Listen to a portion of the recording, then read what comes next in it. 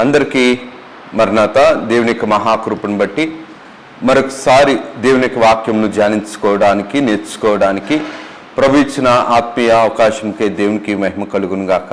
ఆమేన్. యోబు గ్రంథము 7వ అధ్యాయము 4వ వచనం నుంచి మనం చదువుకుందాం. ఎప్పుడు లేచుదునా, రాత్రి ఎప్పుడు గతించునా అని అనుకుందును.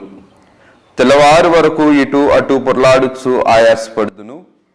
నా దేహము పురుగులతోనూ మంటి పిల్లలతోనూ కప్పబడి ఉన్నది. నా చర్మము మాని మరలా పగులుచున్నది. ప్రార్థన చేసుకుంది. సర్వకృపానిధి, దయగలిగిన తండ్రి, కృప కలిగిన తండ్రి, నీ ఘనమైన నామమునకు వందనాలు, స్తుతులు, స్తోత్రాలు నాయనా. కొద్దివారము దీవించండి, ఆశీర్వదించండి, మాతో మీరు మాట్లాడండి. చెవిగలవాడు ఆత్మ చెప్పు సంగతులను వినుగాక అన్నారు. అయ్యా, నీ మాటను బట్టి మా ఆత్మీయ జీవితమును, నీ బోధను బట్టి మా యొక్క బ్రతుకును సరిచేసుకొని యోగ్యకరమైన పరిశుద్ధాత్మ తండ్రి గారి యొక్క నడిపింపు మీరు మాకు అందించుము నాయనా. మీరు మాతో ఉండుము, మాలో ఉండుము. నీకై మమ్ములను నడిపించుకును. శరీరాత్మ ప్రాణములుగా నీవే నాయన మమ్మల్ని నడిపించుటకు తగిన నీ బోధను, నీ మాటను, నీ విశ్వాసతను, నీ సహనమును, నీ ఓర్పును మాకు నేర్పించి మీరే మహిమను పొందుమని మహిమనాథుడును శ్రేష్ఠ పాలకుడును ఏకరక్షకుడు యేసు నామమున అడుగుచున్నాము తండ్రి. ఆమేన్.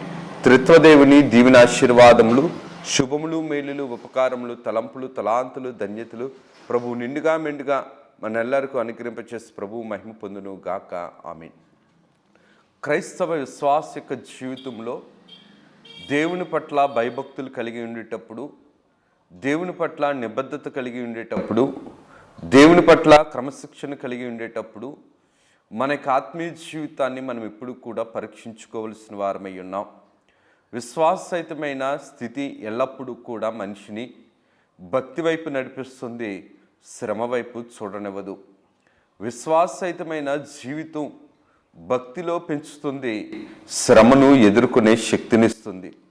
క్రీస్తు యేసునందు విశ్వాసము ఎల్లప్పుడూ కూడా మనిషిని చిగురిస్తుంది. యేసు క్రీస్తు ప్రభు పట్ల ఉన్న విశ్వాసము ఎల్లప్పుడూ కూడా మనిషిని ఎదుగుదలకు, పెరుగుదలకు నడిపిస్తుంది. యేసు ప్రభు పట్ల ఉన్న విశ్వాస సహితమైన జీవితము ఎటువంటి శ్రమనైనా సరే, ఎటువంటి బాధనైనా సరే ఎదుర్కొనగలిగే దైవ ధైర్యాన్ని అందిస్తుంది. ఈ దైవ ధైర్యము మనల్ని విశ్వాస జీవితంలో జ్యేష్ఠత్వపు దీవెనలోనికి మనల్ని నడిపించగలిగేది.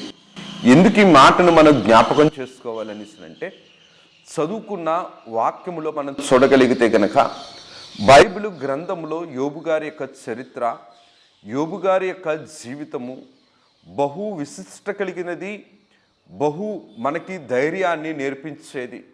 దేవుని యొక్క వాక్యములలో యోబు గారి యొక్క వ్యక్తిగతమైన ఆత్మీయ జీవితము ఎల్లప్పుడూ కూడా మనకి ధైర్యాన్ని ఇస్తుంది.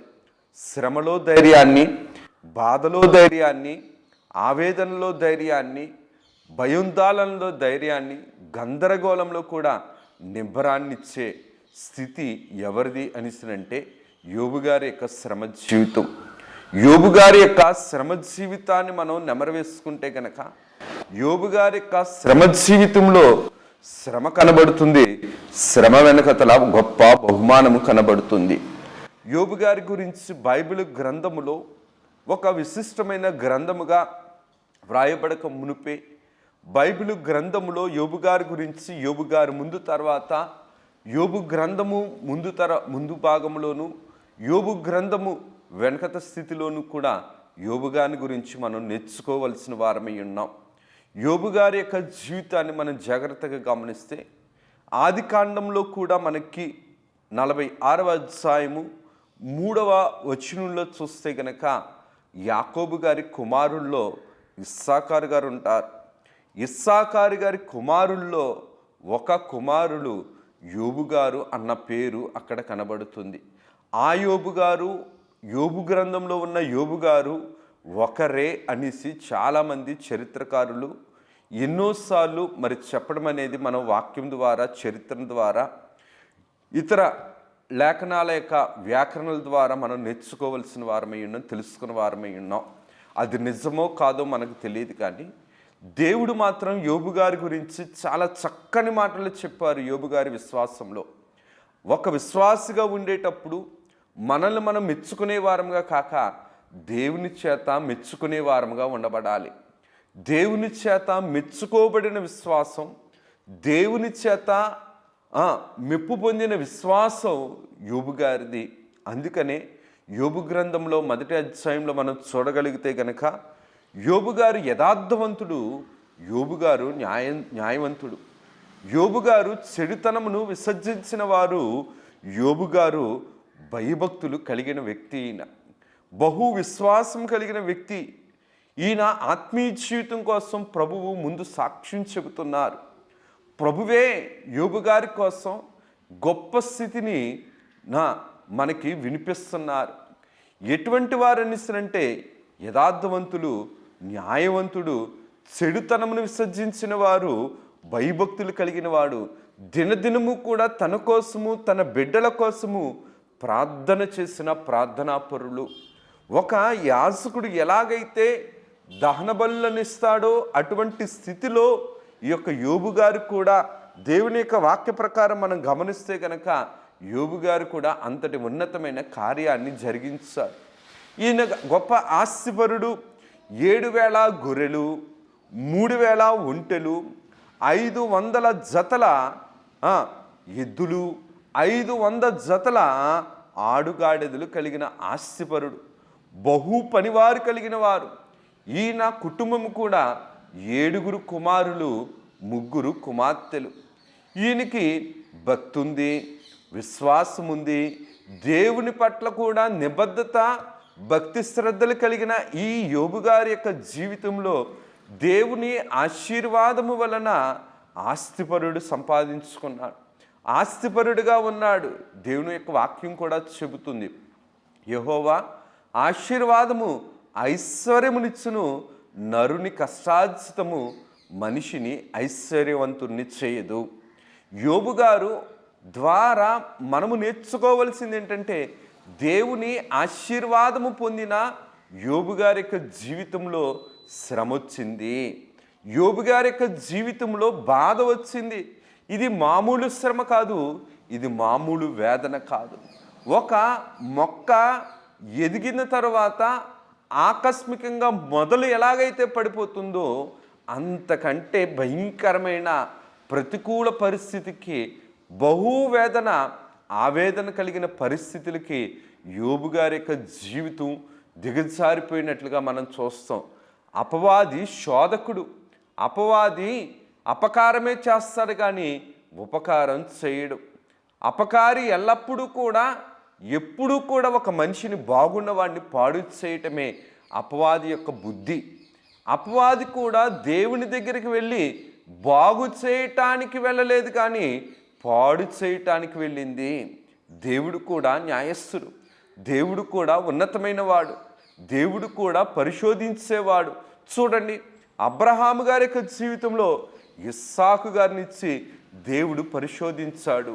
అలాగే యోబు గారికి కూడా అన్నీ ఇచ్చి దేవుడు ఏం చేశారంటే పరిశోధించారు. దేవుని పరిశోధన ఎప్పుడు కూడా ప్రతిఫలాన్ని ఇస్తుంది. సైతాను శోధన నాశనానికి నడిపిస్తుంది. దేవుని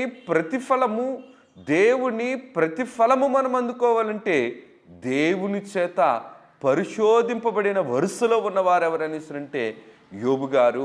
యోబు గారి యొక్క జీవితంలో జాగ్రత్తగా మనం గమనిస్తే కనుక సైతాను వెళ్ళి చెడు చేయటానికి కూడా దేవుని యొక్క స్థితిని అంగీకారం కోరినట్లు మనం చూడగలుగుతాం. చెడు చేయటానికి దేవుణ్ణి అంగీకారము అడిగింది. కారణం ఏంటనిస్తే మనిషి విశ్వాసిగా ఉండేటప్పుడు విశ్వాసి మీద అధికారం దేవునిది. దేవుడు మనకి అధికారిగా ఉన్న విశ్వాసంతో ఉన్నామా, మన మీద మనమే అధికారం చేసుకునే విశ్వాసంగా ఉన్నామా, మనకు మనం పరీక్షించుకోవలసిన వారమై ఉన్నాం. సరే, యోబు గారి యొక్క జీవితంలో చూస్తే యెహెజ్కేలు గ్రంథంలో కూడా 14వ అధ్యాయము 14వ వచనంలో కూడా ముగ్గురు నీతిమంతులు కనబడతారు. యెహెజ్కేలు గారు కూడా సాక్ష్యం చెబుతున్నారు. నోవాహు గారు, దానియేలు గారు, యోబు గారు. యోబు గారు కూడా నీతిమంతులు, నోవాహు గారు నీతిమంతులే, దానియేలు గారు నీతిమంతులే. ఇక్కడ ఉన్నటువంటి యోబు గారు కూడా నీతిమంతులు. నీతిమంతుని యొక్క స్థితిని మనం జ్ఞాపకం చేసుకుంటే గనక మనకి ఆశీర్వాదకరమని వాక్యమే చెబుతుంది. కారణం ఏంటనిస్తుందంటే యోబు గారి యొక్క జీవితము బహుశ్రమలు పొందింది. చూడండి, ఇందాక మనం నేర్చుకున్నాం 7,000 గొర్రెలు, 3,000 ఒంటెలు, 500 జతల ఆడుగాడిదలు, 500 జతల ఎద్దులు కలిగిన ఈయన ఆకస్మికంగా ఒక ప్రమాదంలోనికి, ప్రతికూలంలోనికి, చేతకానితనంలోనికి వెళ్ళిపోయాడు. ఏంటి ఆ పరిస్థితిని వాక్యం ద్వారా మనం నేర్చుకుంటే గనక ఇదంతా కూడా మనకి తెలిసిందే.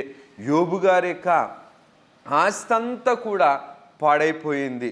చూడండి, శాబాదేశపు వారు వచ్చి, అయ్యా గాడిదలను ఎద్దులను తోలుకుపోయారయ్యా అని చెప్పి ఒకరు వచ్చి చెప్పారు. శాబాదేశపు వారు వచ్చి మనకున్న ఆడుగాడిదలను ఎద్దులను తీసుకుని వెళ్ళిపోయారయ్యా అని ఒకరు చెప్తూ ఉండేటప్పుడు మరొక పనివాడు వచ్చి, అయ్యా ఆకాశం నుండి అగ్ని దిగి వచ్చి మన మందను కాల్చేసిందయ్యా, ఆకాశంలో నుంచి అగ్ని దిగి వచ్చి మన మందను దహించిందయ్యా, మన పాడిలో కొంత భాగము పాడైపోయిందయ్యా అని చెప్పుకొని వచ్చారు. మొదటివాడు అది చెప్పేటప్పటికి రెండోవాడు ఇది చెప్పేలోపు మూడోవాడు వచ్చి, అయ్యా అయ్యా కల్దీల దేశంలో నుంచి 3 గుంపుల వారు వచ్చారు. ఈ కల్దీల దేశంలో 3 గుంపుల వారు ఏం చేశారంటే ఈ ఒంటెలను తోలుకొని వెళ్ళిపోయారయ్యా అని చెప్పుకొని వచ్చారు. చూడండి, దేవుని యొక్క వాక్య ప్రకారం మనం చూస్తే కనుక శ్రమ వెంబడి శ్రమ, బాధ వెంబడి బాధ, చెడు వార్త వెంబడి చెడు వార్త వస్తుంది. ఇది చెబుతూ ఉండేటప్పుడు వాక్యులు మనం చూస్తే మొదటి అధ్యాయం 19వ వచనంలో చూస్తే కనుక ఇది ఇంకా భయంకరమైన స్థితి ఏంటనిసరంటే ఒక సుడిగాలి వచ్చి అరణ్య మార్గంలో వచ్చినట్లుగా ఈ సుడిగాలి ఆ గృహం మీదకి వచ్చి అక్కడున్న యవ్వన కుమారులు చనిపోయినట్లుగా మనం చూడగలుగుతాం. ఎంత శ్రమ చూడండి. భక్తిపరుడు, న్యాయవంతుడు, భయభక్తులు కలిగిన వాడు, చెడుతనం విసర్జించిన వాడు, 7,000 గొర్రెలు ఉన్నాయి, 3,000 ఒంటెలు ఉన్నాయి, 500 జతల ఎద్దులు ఉన్నాయి, 500 జతల ఆడుగాడిదలు ఉన్నాయి, 7 కుమారులు ఉన్నారు, 3 కుమార్తెలు ఉన్నారు. ఇదంతా కూడా ఒక రోజులోనే ఏమైందంటే విచ్ఛిన్నము, వినాశనము అయిపోయింది. చూడండి, ఎంతటి ప్రతికూల పరిస్థితికి సైతాను మనల్ని దిగజారుస్తాదో ఈ వాక్యము ద్వారా మనం నేర్చుకోవలసిన వారమేనో. మనం అన్నీ సంపాదించుకొని మనం ఉంటున్నాము అనిసనంటే అది దేవుని కృప, దేవుని కనికరం, దేవుని ప్రేమ, దేవుని వాత్సల్యత, దేవుని యొక్క కృప మహదేశము, దేవుని యొక్క సకలైశ్వర్యము. ఎందుకు ఈ మాటను నేను జ్ఞాపకం చేస్తానంటే దేవుడే గనక మన మీద తన కృపను, తన కనికరమును, తన ప్రేమను, తన ఆశీర్వాదాన్ని ఉదయించకపోతే, తన ముఖకాంతితో మనల్ని ప్రసరింపచేయకపోతే మన బ్రతుకులు ఉండవు, మన జీవితాలు ఉండవు, మన భవిష్యత్తులు ఉండవు. దేవుని యొక్క వాక్య ప్రకారం కూడా మనం చూడగలిగితే గనక యోబు గారికి 4 స్నేహితులుగా వాక్యంలో మనకి కనబడతారు. ఒకటి ఎవరనిసరంటే తేమానీయుడైన ఎలీఫజు. ఎలీఫజు అనగా దేవుడు పరిశుద్ధుడు. ఎలీఫజ్ అనగా దేవుడు పరిశుద్ధుడు. తేమానీయుడు, తేమ అనగా దక్షిణము లేదంటే జ్ఞానము కనుక సూచన అని అర్థం. ఎలీఫజ్ గారు కూడా ఒక స్నేహితుడు. రెండో వారు ఎవరనేసి అంటే షూహీయుడైన బిల్దాదు గారు. షూహీయుడైన బిల్దాదు గారు. బిల్దాదు అనగా బయలుదేవతను ప్రేమించెను. బయలు దేవత ద్వారా ప్రేమింపబడిన వాడు, బయలుదేవతకు ప్రియమైన వాడు అని అర్థం. ఈ బయలు దేవత స్థితిలో ఉన్న ఒక పేరు పెట్టుకున్న ఇతని ఎటువంటి వాడంటే షూహీయుడు. షూ అనగా అభివృద్ధి, వర్ధిల్లుట, పెరుగుదల. చూడండి, ఇతడి యొక్క స్నేహితుడు, ఇతడు షూహీయుడైన బెల్దాదు గారు. మూడవది ఎవరంటే నయామాంతీయుడైనటువంటి జోఫర్ గారు. మనం చూస్తాం కదా, రాజుల గ్రంథంలో నయమాను అన్న పేరు చూస్తాం. ఈ నయమాను గారి వంశములో ఉన్నవారు ఎవరనిస్తారంటే నయామాతీయుడైనటువంటి జోఫర్ గారు. నయమాను అనగా అర్థం ఏంటనిస్తుంటే ఆహ్లాదము. నయమాను అనగా అర్థము ఆహ్లాదము. చూడండి, దేవుని యొక్క వాక్య ప్రకారం మనం చూడగలిగితే గనక తేమానీయుడైన ఎలీఫజ్ గారు, షూహీయుడైన బెల్దాదు గారు, నయామాతీయుడైనటువంటి జోఫర్ గారు మనకి 32 అధ్యాయంలో ఒక వ్యక్తి కనబడతారు. ఈయనెవరనిస్తారంటే ఏలీహు. ఏలీహు ఎవరనిస్తారంటే రాము వంశస్థుడను బరాకాయేలు కుమారుడు. ఏలీహు అనగా ఆయనే దేవుడు అని అర్థం. ఏలీహు అనగా ఆయనే దేవుడు అని అర్థం. బరాకాయేలు అనగా అర్థం ఏంటనిస్తారంటే దేవుడు ఆశీర్వదించెను. బరాకాయేలు అనగా దేవుడు ఆశీర్వదించెను. చూడండి, దేవుని యొక్క వాక్య ప్రకారం మనం చూడగలిగితే గనక ఈ యొక్క నలుగురు కూడా ఈయన్ని కించపరిచిన వారే, బలహీనపరిచిన వారే, ఎగతాళి చేసిన వారే, అవమానపరిచిన వారే, ప్రతికూల పరిస్థితుల్లోనికి శాపగ్రస్తుడిగాను వ్యాధిగ్రస్తుడిగాను దిగజార్చిన వారు. స్నేహితులు ఉన్నారు కానీ స్నేహితుల వలన ఆదరణ లేదు. భార్య ఉంది కానీ భార్య వలన ఆదరణ లేదు. ఎందుకు ఈ మాటను నేను జ్ఞాపకం చేస్తున్నానంటే ఈ యొక్క యోబు గారి యొక్క జీవితంలో కూడా మనం గమనిస్తే గనక స్నేహితులైన వారు కూడా నిందలు వేశారు, అవమానపరిచారు. యోబు గారి యొక్క జీవితంలో పాపముగా ఎంచబడిన ఒక వాక్యాన్ని మనం చూడగలిగితే గనక యోబు గ్రంథము 22వ అధ్యాయము 6వ వచనంలో చూస్తే గనక, యోబు గ్రంథము 22వ అధ్యాయము 6వ వచనంలో చూస్తే గనక, ఏమియు ఇయ్యకయే నీ సహోదరుల యొద్ద నీవు తాకట్టు పుచ్చుకొంటివి, వస్త్రహీనుల బట్టలను తీసుకొంటివి.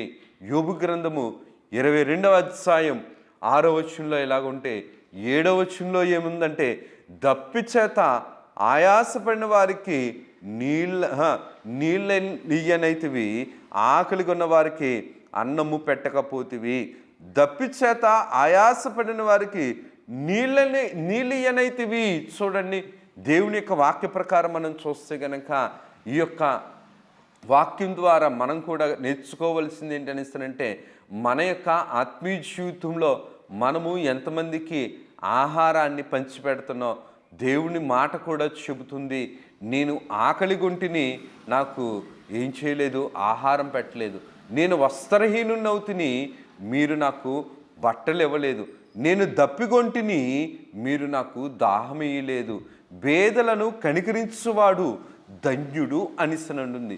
యోబు గారి యొక్క జీవితంలో చూస్తే గనక ఈ యొక్క వాక్యాన్ని బట్టి చూస్తే ఆ స్నేహితులు అంటున్న మాట ఏంటనిసనంటే, యోబు గారి యొక్క జీవితంలో ఒకప్పుడు వీరి యొక్క మాటని బట్టి చూస్తే గనక ఎవరికి కూడా ఏమీ ఇవ్వకుండా సహోదరులను బాధపరిచినందుకు, పేదవారికి ఆహారం పెట్టినందుకు, దాహమున్న వారికి నీళ్ళు ఇయ్యనందుకు, ఇంకా చూస్తే గనక 22వ అధ్యాయము 9వ వచనంలో ఒక మాట కనబడుతుంది, విధవరాండ్రను వట్టి చేతులతో పంపించితివి. చూడండి, మన ఇంటికి ఎవరు వచ్చినా, మన యొక్క గృహానికి ఎవరు వచ్చినా సరే వస్త్రాలను పెడతాం, ఆహారం పెడతాం. విధవరాండ్రు వచ్చినప్పుడు చూడండి, విధవరాలి పక్షాన దేవుడు వ్యాజ్యమాడతాడు. విధవరాలి పక్షాన దేవుడు కనికర సంపన్నుడు. కానీ లోకం ఏమంటుంది అనిసినంటే, ఆవిడ భర్త చనిపోయిన స్త్రీ, ఆవిడ నష్టకురాలు, ఆవిడ జాతకం మంచిది కాదు కాబట్టి ఆవిడ ఎదురొస్తే పిల్లి ఎదురొచ్చిన మంచిది కాదు అనేసి ఒక పిల్లి కంటే బలహీనంగా ఒక విధవరాలని చూస్తుంది లోకం. కానీ దేవుడు అంటున్న మాట ఏంటంటే, విధవరాలిని ఇంటికి వచ్చినప్పుడు వట్టి చేతులతో పంపించకూడదు. వట్టి చేతులతో ఉంచకూడదు. దేవుని యొక్క కార్యక్రమంలో దేవుని యొక్క శక్తిని, దేవుని యొక్క కృపను, దేవుని యొక్క కనికరాన్ని, దేవుని యొక్క ప్రేమను, దేవుని యొక్క ఆశీర్వాదాన్ని మనం ఎప్పుడు కూడా అందుకునే వారంగా, అనుభవించుకునే వారంగా, ఆత్మీయ జీవితంలో దేవునికి సాక్షిగా ఉండవలసిన వారం యోబు గ్రంథంలో చూడగలిగితే, యోబు గారి యొక్క శ్రమను చూసి అక్కడ ఉన్నటువంటి వారు అంటున్న మాట ఏంటనిస్తుందంటే, నీవు ఎప్పుడూ కూడా వస్త్రం ఇవ్వలేదు, అన్నము పెట్టలేదు, నీళ్ళు ఇవ్వలేదు, విధవరాలిని చిన్న చూపు చూస్తావు, సహోదరుని చిన్న చూపు చూస్తావు. వాక్యం కూడా చెబుతుంది, నీవు మందిరంలోనికి వచ్చినప్పుడు, బలిపీఠము దగ్గరకు వచ్చి నీవు కానుక అర్పించేటప్పుడు వాటికంటే ముందు ఒకవేళ నీ సహోదరునితో తగాదా అయితే గనక, విభేదం ఉంటే గనక, నీ సహోదరునితో నువ్వు సమాధానపడి అప్పుడు నువ్వు కానుక డబ్బా దగ్గరికి వచ్చి నువ్వు కానుక వెయ్యి అని దేవుడే చెబుతున్నాడు. ఎందుకు ఈ మాటని నేను జ్ఞాపకం చేస్తానంటే, ఇటువంటి ప్రతికూలతలన్నింటినీ కూడా పాపమును, శాపమును, పాప ఫలితానికి కారణముగు నైజ గుణములన్నింటినీ కూడా ఈ యోబు గ్రంథంలో మనం చూడగలం. ఈ స్నేహితులే యోబు గారి మీద నెపము, నేరము వేసి ప్రతికూల పరిస్థితుల్లోనికి మార్చగలిగారు. ఎందుకు ఈ మాటను నేను జ్ఞాపకం చేస్తానంటే, దేవుని యొక్క వాక్య ప్రకారం మనం చూడగలిగితే కనుక యోబు గారి యొక్క శ్రమ బహు భయంకరమైనది. బిడ్డలు చనిపోయారు, పాడిపోయింది, పనివారు పాడైపోయారు.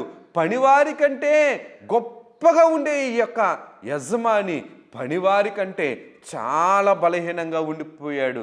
శరీరం అంతా గాయాలు, రాత్రంతా కూడా నిద్ర పట్టని స్థితి, రాత్రంతా కూడా ఈ నొప్పుతో, ఎముకలలో ఉన్న నొప్పుతో, శరీరం మీద ఉన్న గాయాలతో, ఒక దిక్కు నుంచేమో భార్య యొక్క ప్రతికూలమైన మాటలు, బాధ పెట్టే మాటలు, తృణీకరించే మాటలు, స్నేహితుల యొక్క మాటలు, అక్కడ ఉన్నట్టు వారందరి ముందు కూడా నిందకు ప్రతినిధిగా ఉండిపోయారు యోబు గారు.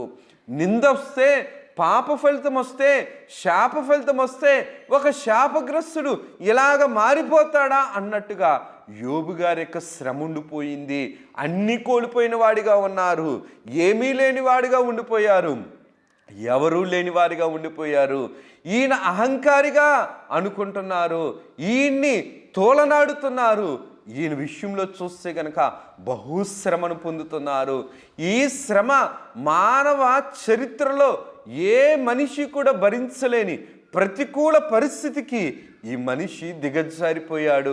ఆస్తిపరుడుగా ఉన్నవాడు భిక్షగాడి కంటే దేన స్థితిలో, యాచకుడి కంటే దేన స్థితిలోనికి దిగజారిపోయాడు. ఆరోగ్యంగా ఉన్న వ్యక్తి రోగగ్రస్తుడిగా మారిపోయాడు. పిల్లలు కలిగిన వ్యక్తి ఎవరూ లేని వ్యక్తిగా మారిపోయాడు. ఆదరించగలిగిన భార్య కూడా, ఆదరించవలసిన భార్య కూడా ప్రతికూల పరిస్థితుల్లో మాటలు శోధించడం, గయ్యాలిలాగా మాట్లాడటం, అర్థం చేసుకోకుండా మాట్లాడటం, ఆదరణ లేకుండా మాట్లాడటం, భార్య మాటలు బాధ, కోల్పోయిన బాధ, శరీర సంబంధమైన వ్యాధి బాధ, మానసికమైన మాటల బాధ, గందరగోళము కలిగిన, నిందకు ప్రతికూలంగా ఉన్న ప్రతికూలత స్థితి కలిగిన జీవితం యోబు గారిది. యోబు గారి యొక్క జీవితాన్ని మనం గమనిస్తే గనక యోబు గారి యొక్క జీవితం అంతట్లోనూ కూడా గొప్ప బహుమానం ముందు గొప్ప శ్రమ వచ్చింది. ఎందుకు ఈ మాటను నేను జ్ఞాపకం చేస్తున్నాను అనిస్తానంటే, దేవుడు మనకు కూడా చెబుతాడు, కానీ మనం వినం. దేవుని యొక్క వాక్యం చెబుతుంది. యోబు గ్రంథము 33వ అధ్యాయము 14వ వచనంలో ఒక మాట మనకు కనబడుతుంది. దేవుడు ఒక్క మారే పలుకును, 2 మారులు పలుకును, అయితే మనుషులు అది కనిపెట్టరు. దేవుడు ఒక్క మారే మాట్లాడును, 2 మారులు పలుకును, అయితే మనుషులు అది కనిపెట్టరు. ఇదే మాట కీర్తనల గ్రంథము 62వ కీర్తన 11వ వచనంలో ఉంటుంది. బలము తగ్గినదని ఒక మారు దేవుడు సెలవిచ్చను, 2 మారులు ఆ మాటలు నాకు వినబడెను. బలము తగ్గనని దేవుడు ఒక మారు సెలవిచ్చను, 2 మారులు ఆ మాట నాకు వినబడెను. చూడండి, దేవుడు వినబడేలాగా చేస్తుంది దేనికి అనిస్తానంటే, మన యొక్క ఆత్మీయ జీవితాన్ని మనం పరీక్షించుకోవలసిన వారమై ఉన్నాం. మన ఆత్మీయ జీవితాన్ని మనం దేవుని దగ్గర బ్రతికించుకునే వారముగా ఉండాలి. పాపముతో బ్రతికే బ్రతుకులుగా కాదు, కానీ లోకము ఎదుట ఉన్నతమైన ఆస్తిపరులుగాను ఉన్నతమైన అధికారులుగాను ఉన్న బ్రతుకు కంటే దేవుని దగ్గర ఉన్న బ్రతుకు, నీతి కలిగిన బ్రతుకు గొప్పది. దేవుని దగ్గర బ్రతికే బ్రతుకు దేవుని యొక్క దైవశక్తికి సాక్షిగా ఉన్న బ్రతుకై ఉన్నది. యోబు గారి బ్రతుకు కూడా మనుషుల ఎదుట ఎలాగైపోయినా సరే, అయ్యగారి మాట ప్రకారం చెప్పాలనిస్తుంటే, కష్టం వచ్చినా నష్టం వచ్చినా, ఇష్టమున్నా ఇష్టము లేకపోయినా దేవుణ్ణి శ్రేష్ఠ అనుట దైవశక్తి కలిగిన స్థితికి కారణము. దైవ శక్తిని సంపాదించుకునే సాధనం ఏంటంటే శ్రమ.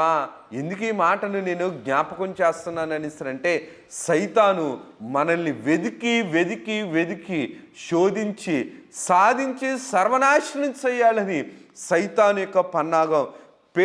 పేతురు గారు రాసిన మొదటి పత్రిక 5వ అధ్యాయంలో చూస్తే కనుక, నిబ్బరం కలిగిన వారమై మెలకుగా ఉండుడి, మీ విరోధి అయిన అపవాది గద్దించు సింహము వలె ఎవరిని మృంగుదనా అని వెదుకుచూ తిరుగుతున్నాడు. చూడండి, నిబ్బరం కలిగి ఉండాలి. దేవుని యొక్క వాక్యము వింటున్న మనము, యోబు గారు దేవుని చేత సాక్ష్యము పొందిన వ్యక్తి అయినా సరే, యోబు గారి యొక్క జీవితాన్ని మనం చూస్తే కనుక, ఒకరోజు సైతాను ప్రతికూలతలోనికి తీసుకుని వెళ్ళిపోయింది. మన బ్రతుకులు యోబు గారి కంటే ఉన్నతమైనవి కాదు, కానీ అంతటి శ్రమను మనం సహించలేము. కానీ వాక్యం చెప్తుంది, శ్రమను సహించువాడు, శోధను సహించువాడు ధన్యుడు. శోధనను సహించువాడు ధన్యుడు. దేవుని యొక్క వాక్య ప్రకారము మనం చూడగలిగితే గనక, వాక్యము మనకు దైవశక్తినిస్తుంది. ఆనాటి కాలంలో యేసుక్రీస్తు ప్రభు కూడా నావలో ప్రయాణం చేస్తుండేటప్పుడు శిష్యులతో యేసుక్రీస్తు ప్రభు ఉన్నారు. నావలో శ్రమ వచ్చింది, సముద్రంలో తుఫాను వచ్చింది, భయంకరమైన తుఫాను వచ్చింది, భయంకరమైన కెరటాలు ఎగసిపడ్డాయి. ఆ శ్రమను చూసి, ఆ కెరటాలను చూసి, సృష్టి యొక్క ప్రతిచర్యను చూసి దేవుణ్ణి మరిచిపోయారు. శ్రమను చూస్తే దేవుణ్ణి మరిచిపోతాం. శ్రమను చూస్తే దేవుడు గుర్తుకు రాడు. శ్రమను జయించే దైవ శక్తినిచ్చే దేవుణ్ణి మనం చూడగలగాలి. యోబు గ్రంథం అంతా కూడా దైవశక్తిని తెలియచేస్తుంది.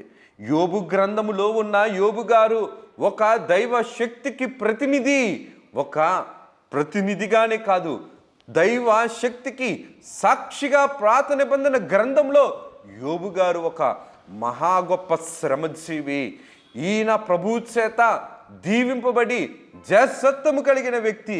యోబు గ్రంథంలో ఉన్న 42 అధ్యాయాలు కూడా, అక్కడ ఉన్నటువంటి 42 అధ్యాయాల్లో ఉన్నటువంటి 1070 వచనాలు మన యొక్క భక్తి జీవితంలో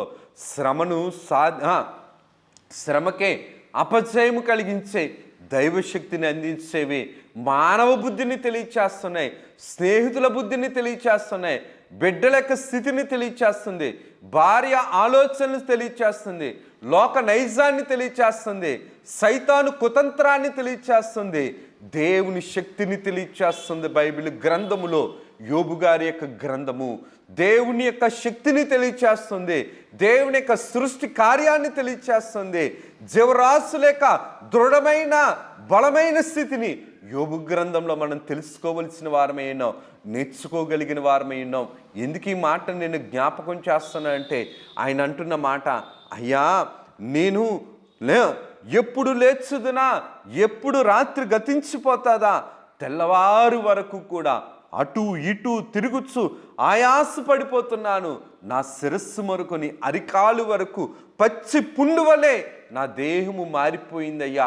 చల్ల పెంకులతో నా శరీరాన్ని నేను ఎలాగ చేసుకుంటున్నానంటే, నేను కప్పుకొనేవాడిగా ఉన్నాను.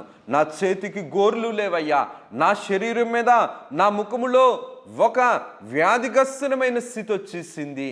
కానీ ఎంతటి మరణకరమైన రూపం వచ్చినా సరే, మరణాన్ని జయించిన యేసుక్రీస్తు ప్రభు మరణాన్ని కొట్టివేస్తాడు, మరణకరమైన రూపాన్ని కొట్టివేస్తాడు.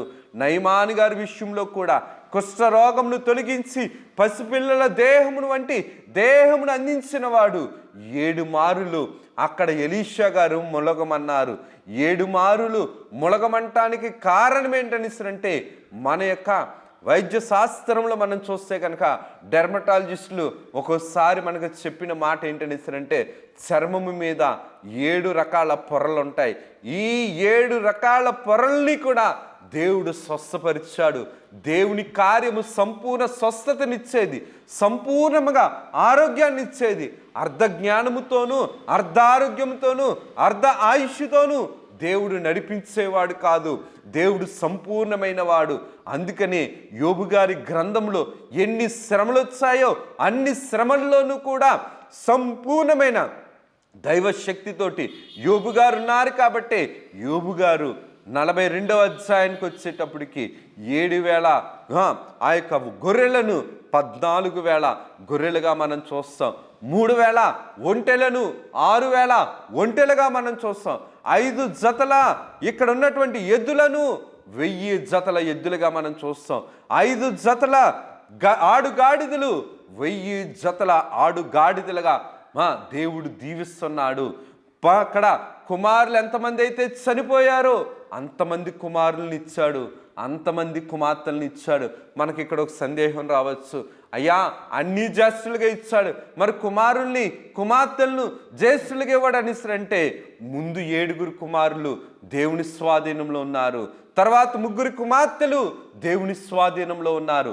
ఇప్పుడు 7 కుమారులు 3 కుమార్తెలు 14 మంది కుమారులు 6 కుమార్తెలను సంతానంలో కూడా దేవుడు జ్యేష్ఠత్వాన్ని ఇచ్చాడు. కారణం ఏంటంటే దేవుడు ఎప్పుడు కూడా ఎవరిని నాశనం చేయడు. నాశనం చేసేది అపవాది, నాశనం చేసేది అపవాది. నాశనానికి కర్త, నాశనకారి, అపకారి అపవాది. ఎందుకు ఈ మాటను నేను జ్ఞాపకం చేస్తున్నానంటే యోబు గ్రంథములో మనము చదువుకొని నేర్చుకోవలసినవి ఒక వైద్య శాస్త్రం ఉంది, ఒక పౌరశాస్త్రం ఉంది, ఒక సాంకేతిక శాస్త్రం ఉంది. ఫిజిక్స్ అవ్వచ్చు, కెమిస్ట్రీ అవ్వచ్చు, బయాలజీ అవ్వచ్చు, ఏదైనా సరే ఈ యొక్క వైద్య శాస్త్రానికి సంబంధించినవి, ఈ యొక్క మెడిసిన్స్కి సంబంధించినవి, జంతువులకు సంబంధించినవి, ఆ యొక్క ప్రతి పరిస్థితుల్ని కూడా మనం యోబు గ్రంథంలో మనం చూడగలుగుతాం. కారణం ఏంటనిసరంటే యోబు గారి యొక్క గ్రంథము, ఈ యొక్క బైబిల్ గ్రంథంలో ఎంతో విలువైనది. ఎన్నో మర్మాలు, ఎన్నో విషయాలు యోబు గ్రంథంలో దేవుడు రాయించాడు. ఎందుకు ఈ మాట నేను జ్ఞాపకం చేస్తానంటే ఇన్ని ప్రతికూలతల్లోనూ కూడా దేవుడు శ్రేష్టముగా ఆశీర్వదించింది ఎవరినంటే మనిషిని. దేవుడు మనిషిని ఆశీర్వదిస్తే అపవాది మనిషిని పాడు చేస్తుంది, అపవాది మనిషిని కీడు చేస్తుంది, అపవాది మనిషిని నాశనం చేయటానికి కారణం ఏంటనిసరంటే దేవుని ఆలోచన ఎప్పుడు కూడా తప్పు అని నిరూపణ చేయటానికి అబద్ధముతో ఆయాసపడుతూ ఆతృతపడుతూ అపవాది ఎప్పుడు కూడా చెడ్డ విషయాల్లో ఆసక్తిని కనపరుస్తూ దేవుని ఆలోచనకు వ్యతిరేకంగా బ్రతుకుతూ విశ్వాసాన్ని చంపటానికి, విశ్వాస స్థితిని తొలగించటానికి ఎంతో పాప నైపుణ్యము కలిగినది అపవాది. ఎందుకు ఈ మాటని నేను జ్ఞాపకం చేస్తున్నాను అనేసరంటే ఎన్ని శ్రమలు వచ్చినా, ఎన్ని బాధలు వచ్చినా, ఎన్ని కష్టాలు వచ్చినా దేవుణ్ణి మనం అపార్థం చేసుకోకూడదు. దేవుణ్ణి అపార్థము చేసుకున్నారు ఆనాటి కాలంలో ఇశ్రాయేలీలు అపార్థము చేసుకున్నారు కాబట్టే పాలు తేనెలు ప్రవహించు దేశానికి వెళ్ళలేకపోయారు. పాలు తేనెలు ప్రవహించు మార్గంలో వారు ఉన్నా సరే మార్గమును నిలుపుకోలేకపోయారు. పాపం ఉండేటప్పుడు ఇచ్చిన విలువను మనం కాపాడుకోలేము. పాపము ఉండేటప్పుడు దేవుడిచ్చిన విలువను కానీ, దేవుడిచ్చిన శక్తిని కానీ, దేవుడిచ్చిన స్థితిని కానీ మనం నిలుపుకోలేము, మనం పోషించుకోలేము. అపవాది పోషింపనివ్వదు, అపవాది దైవశక్తితో మనిషిని నిలవనివ్వదు. కారణం ఏంటనిసనంటే అపవాది ఎప్పుడు కూడా అపవిత్రాత్మ సమానమైన స్థితిలోనికి కీడు చేయటానికి, చెడు చేయటానికి అపవాది యొక్క ఆలోచన ఎప్పుడూ కూడా ఉంటుంది. కారణం ఏంటనిసనంటే అపవాది బుద్ధి ఎప్పుడూ కూడా అపకారమే. కానీ దేవుని యొక్క వాక్యం చెబుతున్న మాట ఏంటనిస్తే, వాక్య ప్రకారం మనం చూడగలిగితే కనుక కొరింథీయులకు రాసిన 2వ పత్రిక 11వ అధ్యాయం 3వ వచనంలో చూస్తే, సర్పము కుయుక్తి చేత ఆదాము అవ్వలను మోసపురిచి వారి మనసులను చెరిపినట్లు కుయుక్తితో అపవాది ఆదాము అవ్వలను ఎలాగైతే చెరిపిందో యోబు గారిని కూడా అలాగే చెరిపింది. ఏర్పాటు జన్మైన ఇశ్రాయేలును చెరిపింది.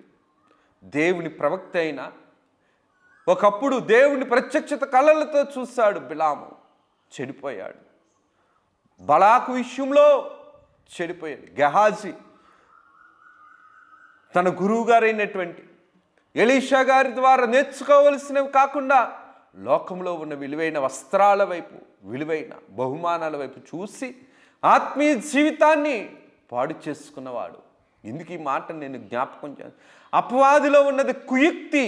ఈ కుయుక్తి విశ్వాస జీవితాన్ని ఎప్పుడు కూడా చెరుపుతుంది. కుయుక్తి ఎప్పుడు కూడా అసూయకు కారణం. కుయుక్తి ఎప్పుడు కూడా అపవాది క్రియలకు మార్గం. కుయుక్తి ఎప్పుడు కూడా దేవుని యొక్క కార్యాన్ని జరగనివ్వదు. దేవుని యొక్క క్రమంలో, క్రమశిక్షణలో ఉండనివ్వదు. కారణం ఏంటనిస్తే, అపవాది కుయుక్తి చేత ఆదాము అవ్వలను ఎలాగైతే చెరిపివేసిందో, చెదరగొట్టిందో, అలాగే అపవాది యొక్క నైజము, పాప నైజము, శాప నైజము పరిశుద్ధమైన స్థితిని ఎప్పుడూ కూడా తృణీకరిస్తుంది. పరిశుద్ధమైన బ్రతుకునెప్పుడూ కూడా తోలనాడుతుంది. పరిశుద్ధమైన నైజమును ఎప్పుడూ కూడా విలువ తక్కువగా చూస్తుంది. కారణం ఏంటనిస్తే, విలువ తక్కువ బుద్ధి విలువ తక్కువగానే మాట్లాడుతుంది. విలువ తక్కువ జ్ఞానం విలువ తక్కువగానే ఆలోచిస్తుంది. విలువ తక్కువ కలిగిన ఆలోచనలు, విలువైన ఆలోచనలు కూడా విలువ తక్కువగానే చూస్తాయి. అందుకనే దేవుడు అంటాడు, పందుల దగ్గర ముత్యాలు వేయద్దు. పందుల దగ్గర ముత్యాలు వేయద్దు. పందికి బురద తెలుసు కానీ పంది మురికిలోనికి వెళ్ళి మురికినే వెతుకుతుంది, కానీ అది ముత్యమైనా సరే కాలితో తొక్కుకొని వెళ్ళిపోతుంది. ఎందుకనిసినంటే దాని బుద్ధి పందిలో దొరికేదాన్నే చూస్తుంది, కానీ ఆ ముత్యాన్ని యొక్క విలువను తెలుసుకోలేదు. మనకి ఆత్మీయ జీవితంలో కూడా లోకంలో ఉండేటప్పుడు, పాపంలో ఉండేటప్పుడు, శాపంలో ఉండేటప్పుడు దేవుడు దీవిస్తాడు. దీవించినప్పుడు అపవాది శోధిస్తాడు. అపవాది శోధనకు, కుయుక్తికు లోనైనప్పుడు దేవుని మీద మనం నిందేస్తాం, దేవుణ్ణి తృణీకరిస్తాం, దేవుణ్ణి ఎగతాళి చేస్తాం. అందుకనే అయ్యగారు కూడా శిరశ్ఛేదనంలో ఒక మాట రాసుకొని వచ్చారు. అయ్యా, ఒక ఆవిడికి ఒక కుమార్తె ఉంది, స్తుతి చేయటానికి కూర్చుంది ఆ మనిషి. కానీ ఆ కుమారుడు స్తుతి చేయటానికి కూర్చునేటప్పుడు ఆ కుమారుడు మరణించాడు. స్తుతి చేయకుండా ఆప్ చేసింది. ఇది సైతాను నైజ బుద్ధి, సైతాను కార్యము, సైతాను స్థితి. సైతాను ఆలోచనతో పోషింపబడుతుండేటప్పుడు, సైతాను నైజముతో పోషింపబడుతుండేటప్పుడు, సైతాను తలంపులతో తలపోసుకుంటుండేటప్పుడు దేవుని శక్తిని మనం గ్రహించడం, దేవుని జ్ఞానాన్ని మనం గ్రహించలేం, దేవుని యొక్క కార్యక్రమాన్ని మనం గ్రహించుకోలేం.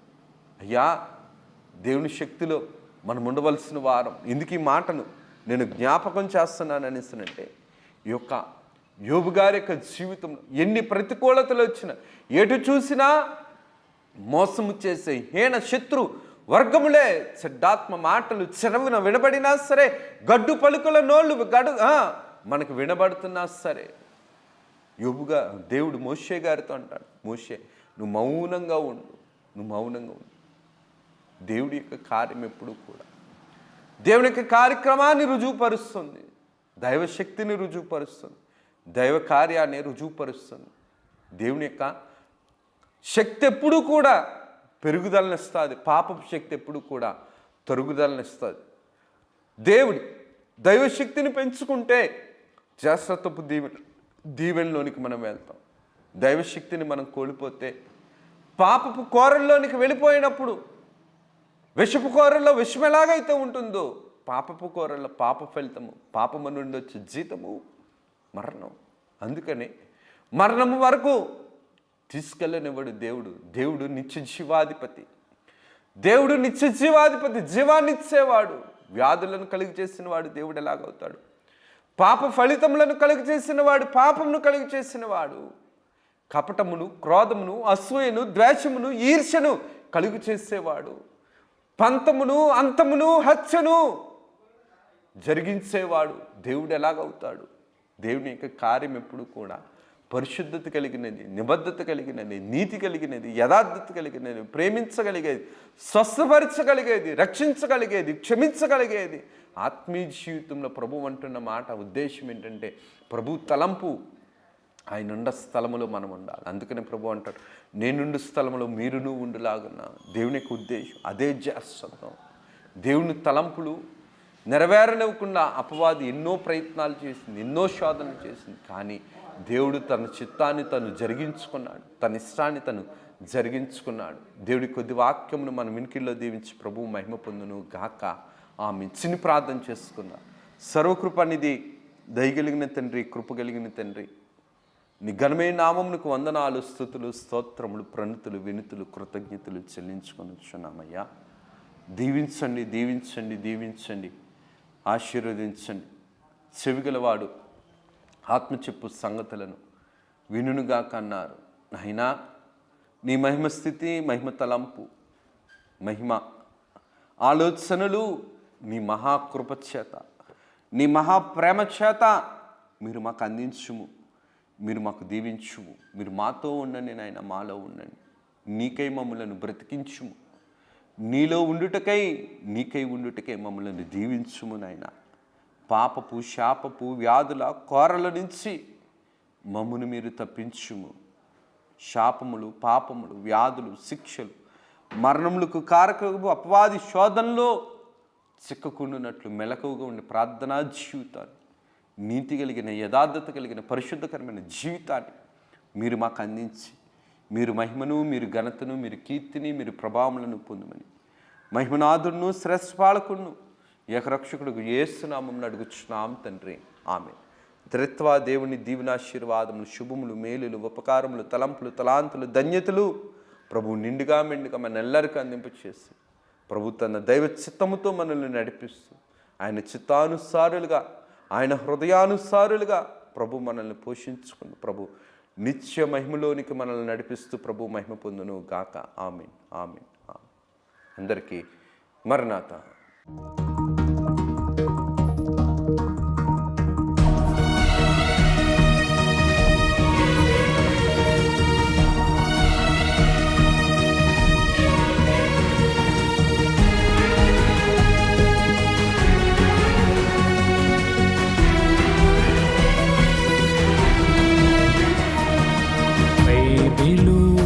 ప్రకటన అయలుపరచిన ప్రకటన, యేసయ్య ప్రకటన, దాసయ్య ప్రకటన, పరలోక ప్రకటన, పరిశుద్ధ ప్రకటన, యేసయ్య ప్రకటన, దాసయ్య ప్రకటన, పరలోక ప్రకటన, పరిశుద్ధ ప్రకటన.